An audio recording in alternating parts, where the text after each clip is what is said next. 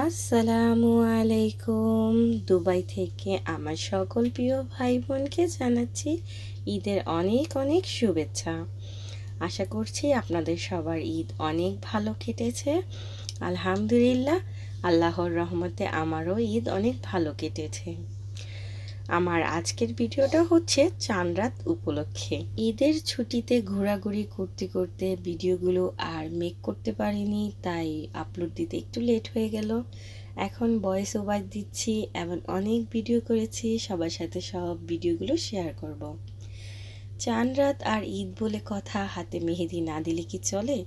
আমরা সবাই মিলে অনেক আনন্দ করেছি আর হাতে মেহেদি লাগিয়েছি।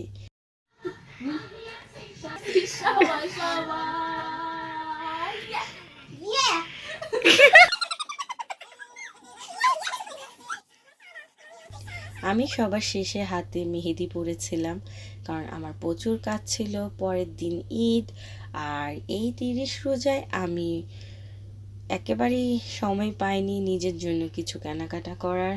আসলে এবার আমার একেবারেই ইচ্ছা ছিল না কিছু কেনাকাটা করার, কিন্তু আপনাদের ভাই আমাকে জোর করে নিয়ে গেল এবং বলছে আজই শেষ দিন, আর অন্ততপক্ষে একটা ড্রেস হলো তোমাকে নিতে হবে। Eid Mubarak in advance. Eid Mubarak. Bye bye. Bye bye, Allah হাফেজ। আসলে বড় হওয়ার সাথে সাথে ঈদের আনন্দটা কমে যায় আমার কাছে, কেন জানি মনে হলো। আর পরিবারের সাথে একসাথে ঈদ করতে পারলে তো ভালোই লাগে, তাহলে ঈদের আনন্দটা দ্বিগুণ হয়ে যায়।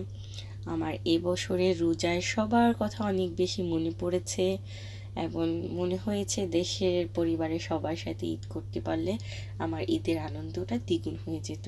কি আর করা, প্রবাসীদের এই একটাই দুঃখ, সবাইকে ছেড়ে ঈদ করতে হচ্ছে। তারপরও আলহামদুলিল্লাহ অনেক ভালো সময় কাটিয়েছি আমার এখানের পরিবারের সবাইকে নিয়ে।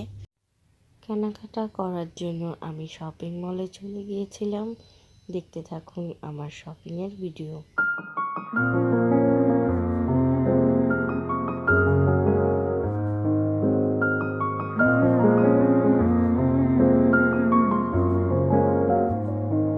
पहले भी मैं तुमसे मिला हूँ, पहली दफा ही मिलके लगा, तूने छुआ जख्म को मेरे, मरहम मरहम दिल पे लगा।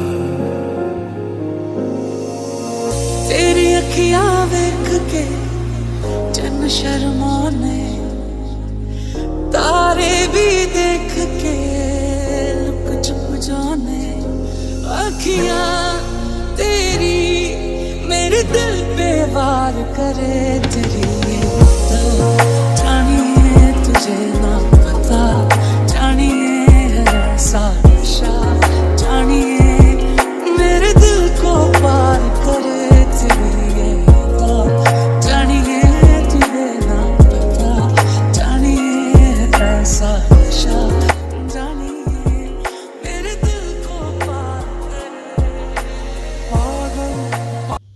প্রায় অনেকেই বলছিল 29 রোজা হবে, কিন্তু আমার কেন জানি মনে হচ্ছিল 30 রোজাই হবে। আর আলহামদুলিল্লাহ 30 রোজাই হয়েছে। আমি তো অনেক খুশি। আর শেষের রোজা বলে কথা, পরিবারের সবাই একসাথে হয়ে ইফতার করতে বাহিরে চলে গিয়েছিলাম। আর এই রোজা আল্লাহর কাছে দোয়া করেছি, আল্লাহ আমাদের সবার দোয়াগুলো কবুল করে নিক, সকল কবরবাসীর গুনাহগুলো আল্লাহ মাফ করে দিক ইনশাআল্লাহ। সামনের বছর আল্লাহ আমাদের সবাইকে নেক হায়াত দিক, আমরা সবাই যেন আবারও 30 রোজা করতে পারি সেই আশাই রাখছি আল্লাহর দরবারে। আর সবার মনের আশা পূরণ করে দিক আল্লাহ পাক, আবারও সেই দোয়াই করছি, আমিন। আমরা ইফতার করতে কাবুল দরবার আফগান রেস্টুরেন্টে গিয়েছিলাম, আর সেখানকার ডেকোরেশনটা এত সুন্দর লেগেছে আমার, তাই আপনাদের সাথেও শেয়ার করলাম। আফগানিরা এভাবে নিচে বসেই খাওয়া দাওয়া করে, এটা তাদের ট্রেডিশনাল। আমরাও এভাবে বসে ইফতারটা করেছিলাম, আমাদের নবীর সুন্নত বলেও কথা, নিচে বসে খাওয়া আমাদের ইসলামের সুন্নত। তো আমরা চেয়ার টেবিল ছিল সেখানে, তারপরও আমরা নিচেই বসেছি, আমাদের কাছে খুবই ভালো লেগেছিল।